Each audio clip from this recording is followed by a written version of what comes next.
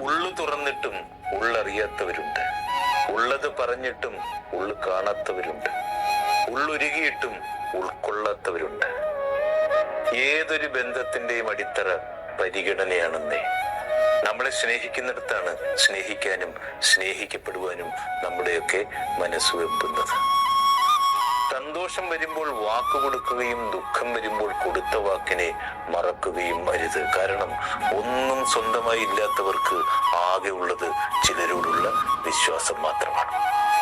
ഏറ്റവും മോശം അവസ്ഥകളിലൂടെ നമ്മൾ കടന്നു പോകുമ്പോഴാണ് നല്ല നിമിഷങ്ങളൊക്കെ മനസ്സിലാക്കുന്നതും നല്ല മനുഷ്യരെ തിരിച്ചറിയുന്നതും. തീയിൽ തൊടുമ്പോഴാണ് വെളിച്ചം മാത്രമല്ല വേദനയും അത് തരുമെന്ന് മനസ്സിലാക്കുന്നത്. ഓരോ സങ്കടങ്ങളും നമുക്ക് സമ്മാനിക്കുന്നത് വേദനകൾ മാത്രമല്ലെന്നേ, മുന്നോട്ട് ജീവിക്കാനുള്ള തിരിച്ചറിവുകൾ കൂടിയാണ്.